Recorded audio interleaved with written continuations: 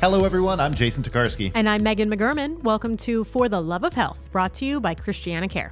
'Tis the season for tissues and cough drops and sick days.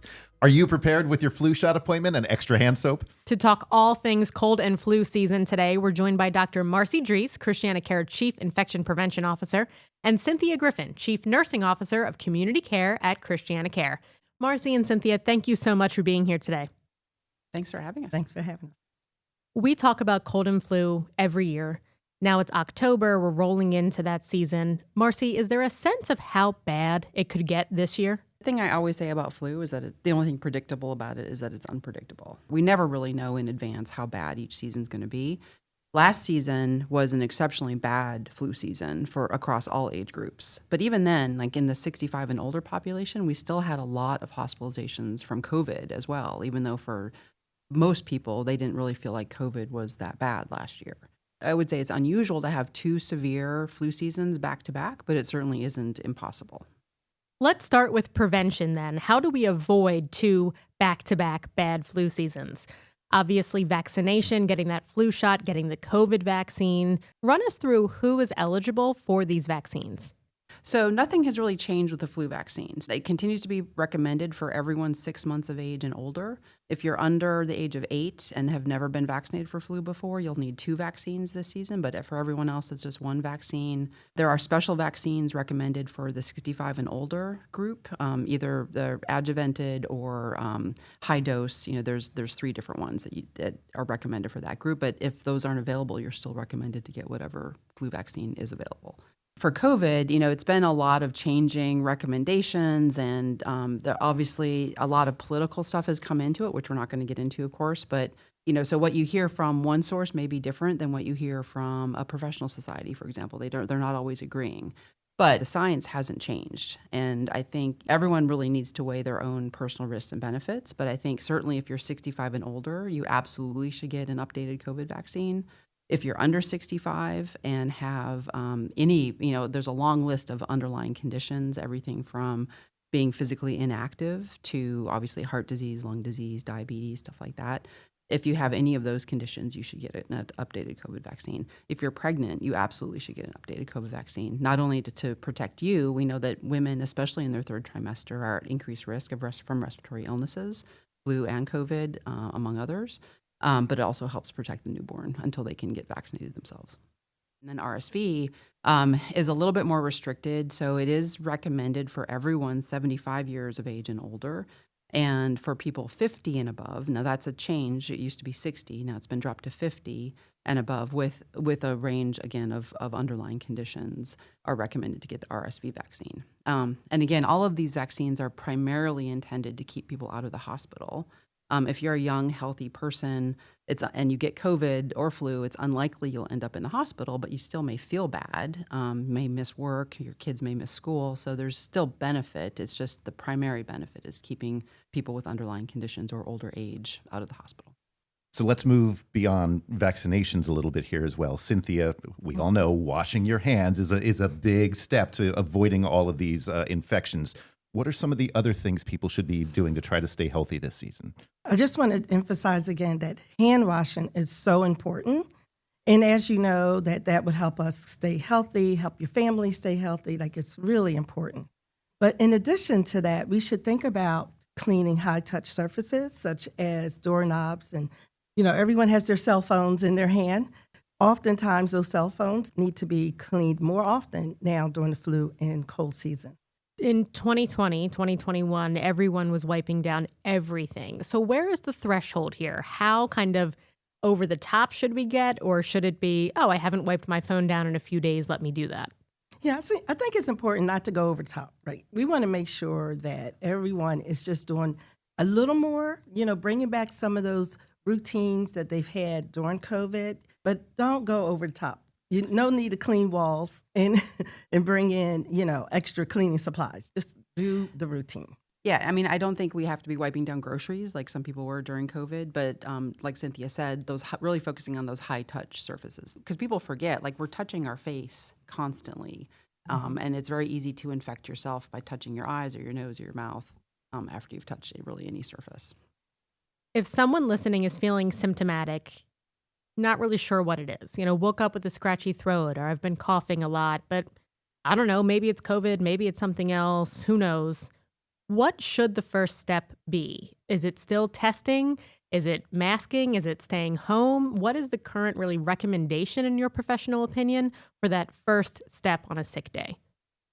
Well, I think the important thing is if you're sick, your risk of transmitting to others is high, right? So whether it's a cold or COVID or the flu, like the last thing you want to do is give it to your coworkers, right? So if you really are feeling lousy, especially if you have a fever, but even if not, you probably don't want to go to work if you have the option not to do that. If you don't have sick time, you have to go to work, then certainly wear a mask and try to distance from others as best you can. Again, depending on what your work is. If you're otherwise healthy, do you have to go get a test? Probably not. I mean, obviously, home COVID tests are readily available. There are also home flu and COVID combined tests that you can get if you want to know. But it's probably not going to change your management of how, if you don't have really underlying risk factors for severe flu or severe COVID. Now, if you do, you may want to obviously talk to your doctor. If you're pregnant, if you have underlying heart or lung disease, and obviously if your symptoms are bad enough that you're, struggling to breathe, or, your family saying, you don't seem quite right, you're a little confused, like those are times where you certainly need to seek care and be tested. And for both flu and COVID, there are specific treatments, antiviral treatments that are effective for those two illnesses. For RSV, it's just supportive care, but you still probably want to know which one it is. Kind of a big change from where things were in the heat of the pandemic, in that if you tested and it came back positive, we had these guidelines of don't leave your house for so many days, don't be near people. Now it's do what you can if you test positive. I think the federal agencies have been trying to normalize COVID because it is now another respiratory virus that we're going to be dealing with every year. And there is a lot of population level immunity already because of all the vaccines that people have gotten and all the illnesses that are out there. So people are not dying at the rate that they were, when it first emerged and nobody had any immunity. So, we still certainly would encourage testing. Especially if you know that you're going to work and you have to be around people, you kind of want to know if it's COVID. But really, I think you can go out and just mask if you know that you have COVID for most situations. Now, if you work in healthcare, that you need to have different guidelines. So we talked about the importance of staying home if you're sick, whether you test or not, not being in your coworker's face, not being in, the faces of other friends or neighbors. What about our kids? Speaking from personal experience, you get that note from preschool saying there's a respiratory illness of some kind in the classroom. What do you do if your child then starts exhibiting symptoms? Should we still be testing our kids, just keeping them home? What is the general guideline that you would recommend to parents during this cold and flu season? Well, to some extent, it will depend on your daycare or the school's rules, right? So if they require testing, obviously you would need to follow their guidance, especially if there was a known exposure. But for the most part, if the child is febrile, certainly, keep them home at least 24 hours once their fever resolves without using any fever-lowering medication. If they're having nausea, diarrhea, vomiting, please leave them home because that stuff is super contagious in daycares. But, kids are going to come home with the sniffles like every other day, it seems like. So it's not practical to always keep them home when they have some mild respiratory illness. So I think, for the most part, as long as they're otherwise behaving well, like they're eating and drinking normally, they're not overly fussy if they're young, I think as long as it's just the sniffles, I think it's probably okay, as long as you're following your daycare's rules.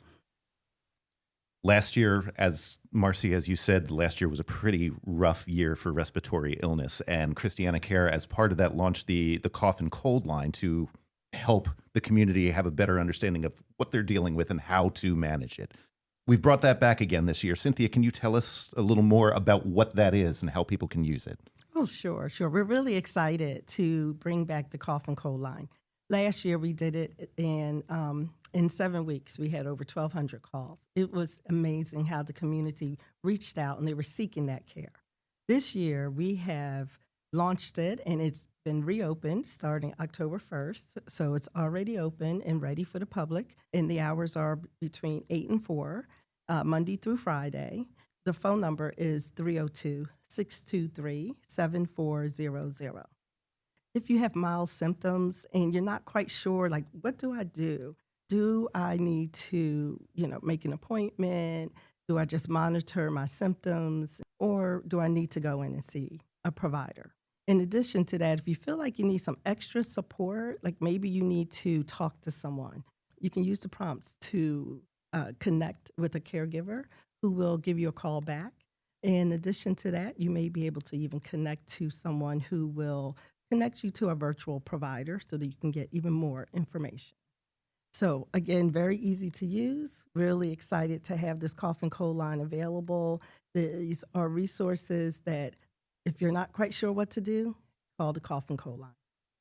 So it's a great opportunity to be able to figure out, do I stay home? Do I go to primary care? Do I go to urgent care? Or, God forbid, need to go to the emergency department. Call the line and they'll help you figure that out. Correct. So if you call the cough and cold line, there's a lot of good information there about what do I do if I have a cough and it's been 7 days? Do I need to see someone? What do I do if I have a fever? And again, it is open now, so feel free to give it a call. And how long does the cough and cold line run? I know we're only a week into really cough and cold season. We just opened that line on the 1st. Are we looking at February, March for this to run through and really be in this cough and cold season?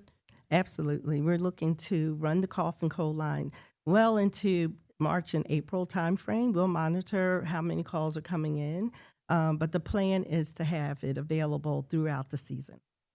Marci, I know that's kind of a good reminder to people. Cold and flu season isn't October, November. It doesn't just stop. No. And frequently in Delaware and surrounding states, we start to see flu, especially, it might start to trickle in November, occasionally earlier, but usually November is when it starts to pick up and will peak probably end of December or January. COVID has been very unpredictable as to when it peaks, usually around the same time, but it often will trail, both of them will trail well into March and into April. So ideally, we want people to get vaccinated now because you'll be protected. It takes about 2 weeks for those vaccines to protect you. So we want to get it earlier than later, but we will continue to vaccinate through the end of March typically.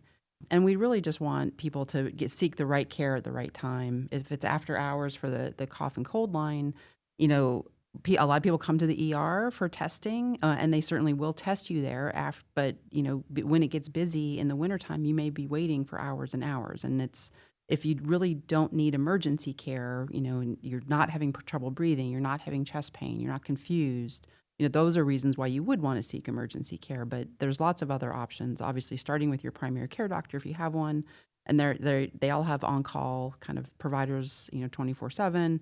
And then certainly the urgent cares are growing in number as well as in hours of availability. So there's lots of options other than the emergency room when you're just not feeling great. And Cynthia, I always say not everyone has a direct line to an infection preventionist like I do with our relationship with Marci, but everyone should have a trusted provider, be that a pregnant woman's OBGYN, your family's primary care providers. Talk about that relationship that so many of your providers have with their patients. So many of our providers do have great relationships with their patients. Many of our providers have had relationships with their patients for 20, 25 years. They take care of the family. They take care of the kids. They also take care of the kids. Have those conversations with those providers. It is really important. Many of our providers, they go into the field because they want to have those relationships. And because they've taken care of their patients for so many years, they know them well. They know their backgrounds. They understand their concerns. So again, having those relationships is really important. So if you don't have an established primary care provider, I would encourage everyone to have an established primary care provider. And don't be afraid to ask about the vaccines. Don't be afraid to ask about symptoms. That is literally what you guys are here for. Absolutely. That's what we're here for. We have great physicians, we have nurses and practices, our medical assistants. Everyone is here to support and care for you as a patient. What's your last thoughts? What have we missed that you think is a very important message you want to get out to the community as we head into this respiratory season? We know every year what we're getting into, and we just want people to be prepared. Be prepared with what do you do when your kids get sick? Like, how are you going to manage not sending them to school sick? Or how are you going to manage not being able to go to work? and obviously doing everything you can to prevent the illness in the first place. Two things that come to mind. One is lather up. Wash your hands, wash them well. Remember the happy birthday song. Wash them to the tune of happy birthday. And then second thing that comes to mind is the cough and cold line is here for the community. Cynthia, one more time, what's the phone number? The phone number is 302-623-7400. Cynthia and Marci, thank you so much. I will be honest, I hope we don't talk to you again and that everyone gets vaccinated and it is a quiet cold and flu season. Thanks so much. Thank you. Thank you. Check out the show notes for this episode for more information on the cough and cold line and where you can get vaccinated. You can also get the latest information on social media. Just search ChristianaCare on your favorite platform. We'll be back in 2 weeks with another great conversation. Until then, thanks again for joining us. For the love of health.